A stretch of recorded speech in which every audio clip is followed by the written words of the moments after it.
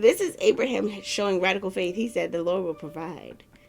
There are areas in our lives that God has tested us with things that we desired or we have and we love so dearly, and he sees how we respond with that. Some of us don't respond with the faith that we're supposed to have. He needed to know that Abraham was going to walk fully in what God had told him to do. What has God told you to do about the thing that you're attached to? What has God told you to do about the thing you were supposed to surrender to him?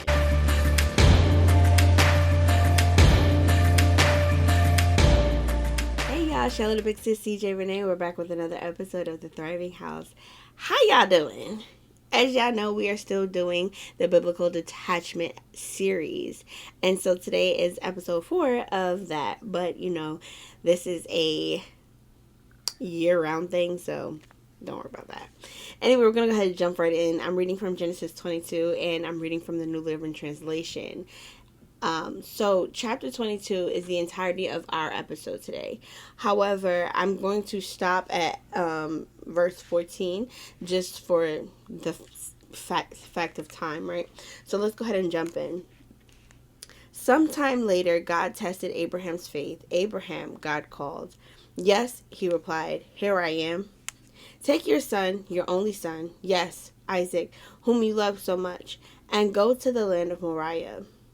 Go and sacrifice him as a burnt offering on one of the mountains which I will show you. The next morning, Abraham got up early. He saddled his donkey and took 2 of his servants with him, along with his son Isaac. Then he chopped wood for a fire for a burnt offering and set out for the place God had told him about. On the 3rd day of their journey, Abraham looked up and saw the place in the distance. Stay here with the donkey, Abraham told his servants. The boy and I will travel a little further. We will worship there, and then we will come right back. My God. First of all, I just want to stop right there. I highlighted this area because, as we know in the beginning of verse 1 for Genesis 22, the Lord told him to take his son, right? To basically go and sacrifice his son. And he's saying to his servants, in faith, we will come right back. And I feel like we always read over that. We kind of always skip over that part, like as if it doesn't really play a part.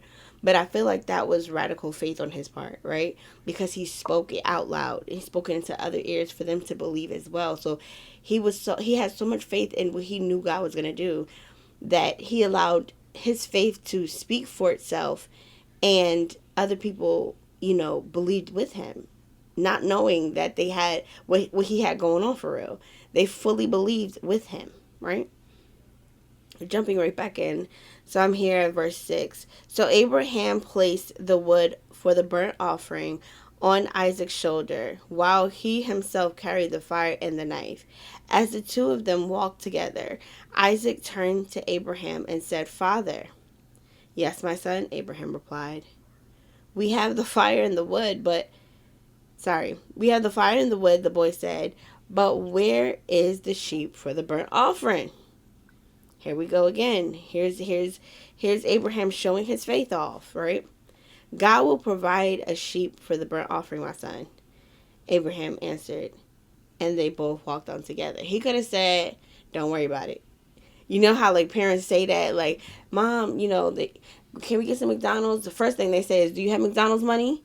Or like, can I get this toy? Or can I get this? Or can I get that? Or my friend said I don't got the new or the latest kicks, right? Don't worry about it.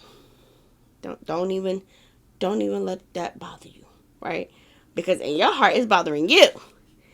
And you're telling yourself not to worry about it. And this is Abraham showing radical faith. He said the Lord will provide. It will be taken care of. God will give us a sheep. As a matter of fact, that's exactly what he said. He said, God will provide a sheep for the burnt offering. He didn't say God will provide. He said he specified what God will provide, right? He knew in his heart it was going to be taken care of. Jumping on to verse 9. When they arrived to the place where God told him to go, Abraham built an altar and arranged the wood on it. Then he tied his son Isaac and laid him on the altar of the top of the wood. And Abraham picked up the knife to kill his son as a sacrifice. At that moment, the angel of the Lord called to him from heaven, Abraham, Abraham. Yes, Abraham replied, Here I am. Don't lay a hand on the boy, the angel said. Don't hurt him in any way, for now I know that you truly fear God. You have not withheld me from even your son, your only son. Then Abraham looked up and saw a ram caught in by its horns in a thicket. So he took the ram and sacrificed it as a burnt offering in the place of his son. Abraham named the place Yahweh Yireh, which means the Lord will provide. To this day, people use that name as a proverb. On the mountain of the Lord, it will be provided.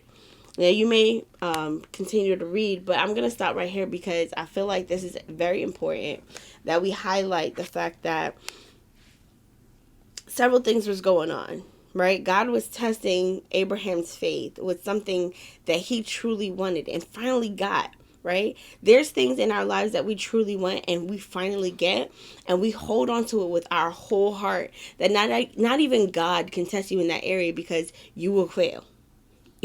You will automatically fail, right?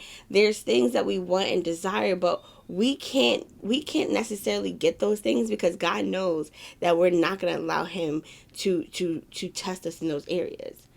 There are areas in our lives that God has tested us with things that we desired or we have and we love so dearly, and he sees how we respond with that. Some of us don't respond with the faith that we're supposed to have. Some of us don't understand what God is doing, and so we kind of turn our backs on him, right? But what Abraham displayed so greatly in this text is full surrender, right? There's a lot of things that we are attached to, so much so that God is not able to show up in our lives the way he did for Abraham. Not only did the angel speak directly to Abraham, but then he was also opened his eyes to see. Now, some of us think that this ram just magically appeared in the thicket, right? But all the while, the ram was probably already there. But in the height of the situation, realizing you walking up to this altar and you're getting ready to sacrifice your one and only son, I can only imagine his heart was pumping blood so hard in his body, even though he's having faith that his sound, all he can hear is his blood rushing through his head, right? And then you have your son there like, Dad, why are you doing this to me? Why? You can't hear that ram in the background screaming for help. But the Lord opened his eyes to see it. It didn't just randomly appear. It was there. It was already there. But he needed to know that Abraham was going to walk fully in what God had told him to do. What has God told you to do about the thing that you're attached to? What has God told you to do about the thing you were supposed to surrender to him? There's things that we're holding on to and we're suffering with, and we rather die with our hands closed like this, clenched around it, than to give it up and surrender it to God. What is that? Is it anger? Is it sexual desires? Is it your wanting to be in control? Is it your lack of self-awareness at times? Because some of us think we got it all together, and we really don't. What is it that God is asking you to fully surrender at his feet so he can take control, so that he can put you in the right place, so that he can bless you the way you see fit, the way he sees fit? What is it? What are we attached to? What are we lacking the discipline in the areas to detach? I'm going to leave that in there because that was a trip up. What are we holding on to? What is keeping us from detaching so that we can be available to hear from God clearly as he's calling us? Y'all, I know there's some things that I'm working on even now where I'm just like, God, I need you to remove this from me. I'm fully surrendering it to you. And every day I'm realizing I have to fully surrender every day, not just in my flesh, but also in my emotions, in my body, because I'm a person that's been through trauma. I don't know about y'all, but I've been through real trauma. And the trauma lays in my body. It sits with me. Sometimes I can't even go to sleep until 5, 6 a.m. I have insomnia, okay?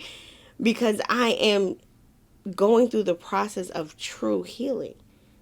It doesn't happen overnight and it's not easy. But I have to continuously fully surrender it to God. What do you need to surrender to God that you may be attached to? What is it something that you need to detach from? I want y'all to think on that. Y'all don't got to answer me, but answer to God.